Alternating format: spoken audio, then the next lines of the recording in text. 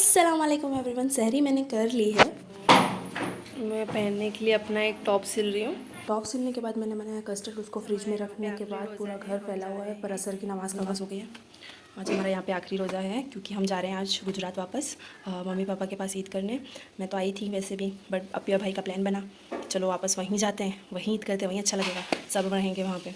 सो हम लोगों की आज रात की ट्रेन है। मालूम है सब कदर है, मगर हम 3 बजे तक की इबादत करके फिर हमारी ट्रेन है, तो हम 3 बजे तक जितनी इबादत हो सके करेंगे। बाकी हम कुरान शरीफ जो भी है और जो भी कलमात हैं वो सब हम ट्रेन में जाके पढ़ेंगे इंशाल्लाह। तारी बना रही है। मैंने तो ज़्यादा कुछ नहीं बनाया बिकॉज़ आज हमें काम बहुत ज़्यादा है, इसलिए हम इफ्तारी कम ही बना रहे हैं और ऐसा आइटम बना रहे हैं जिससे पेट भर जाए। तो अप्पी बना रही है चिकन स्टो, है ना, चिकन स्टो बना रही है, वो हम रोटी के साथ इफ्तारी के वक्त ही खा लेंगे और उसके बाद हम नमाज़ पढ़ने के लिए शुरू कर लेंगे, क्योंकि फिर रात भर इबादत करने का मौका नहीं मिलेगा, इसलिए हम इशा के वक्त से ही नमाज़ कंटिन्यू रखेंगे। अल्लाह का शुक्र है कि हमें इफ्तारी मिली इतनी, तो हम अब इफ्तारी करने जा रहे हैं। फिर इफ्तारी के बाद हम मगरिब की नमाज़ पढ़ के आगे का ब्लॉग बनाएंगे।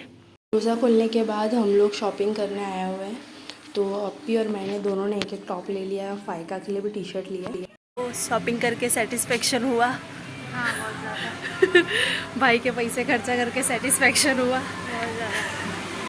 फ़ायका में छोड़ के भाग रही अकेले अकेले। सो घर आ गए, हमने शॉपिंग कर ली है, अब पैकिंग करनी है। तो पैकिंग हमारी ऑलमोस्ट हो गई है और जो भी हमें इम्पोर्टेंट सामान लेना था 4-5 दिन के लिए वो हमने ले लिया है, और जो भी कपड़े थे हमें पहनने थे वो हमने फटाफट ले लिया। मोस्ट ऑफ फ़ायका के कपड़े और भाई के कपड़े हैं, हम दोनों ने तो 2-2 3-3 जोड़ी ही लिए हैं। पैकिंग पूरी हो गई है और मैं स्टेशन के लिए निकल रही हूँ। मैं स्टेशन आ गई हूँ, भाई जो है वो अप्पी को लेने गए हुए हैं, तो अब भाई आते ही होंगे। मैं और अप्पी ट्रेन में चढ़ गए हैं, भाई गाड़ी पार्क करने गए हैं और हम लोग अब हमारी सीट ही ढूंढ रहे हैं।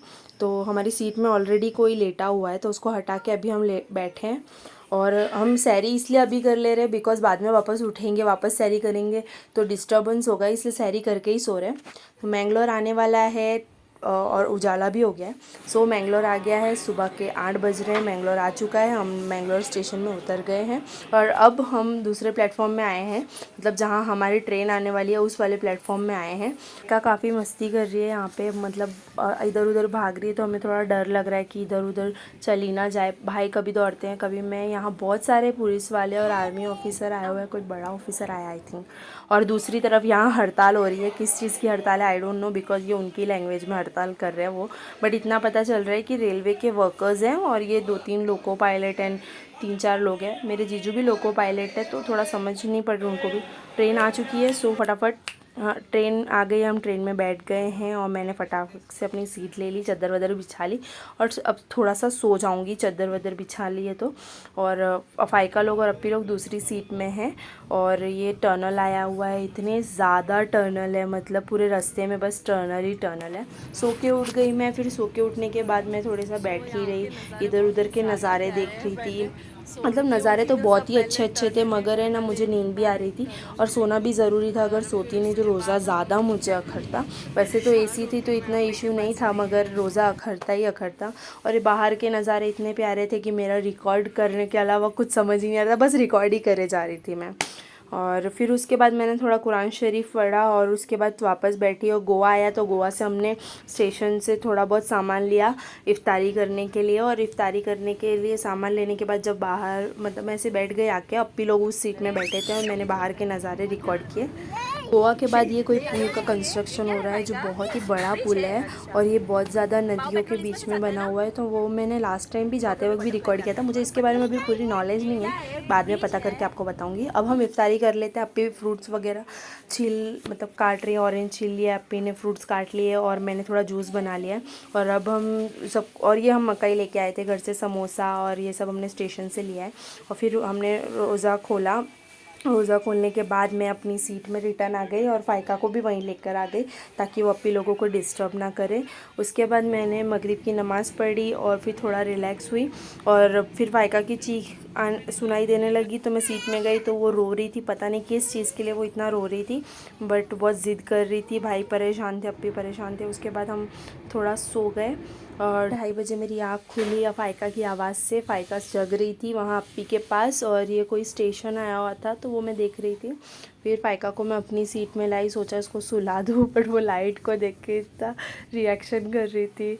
और फिर फ़ायका को मैंने सुला दिया और सुलाने के बाद मैं बाहर रिकॉर्डिंग कर रही थी तो ये लाइट्स नज़र आ रही थी। फिर मैं ब्रश करने गई सैरी करने के लिए। फिर हमने तीनों जन ने सैरी की। उसमें भाई ने वड़ा पाव लेके रखा था स्टेशन से, फिर ब्रेड जैम हम लेके आए थे घर से और थोड़ा मकई के दाने रखे हुए थे तो वो सब हमने खाया। फिर मैं अपनी सीट में वापस आ गई और थोड़ा रेस्ट किया बिकॉज़ टाइम नहीं था, वापी आने ही वाला था। सो उजाला हो चुका है, वापी स्टेशन भी आने ही वाला है, हम उतरने ही वाले, पैकिंग कर लिए सब कुछ हमने।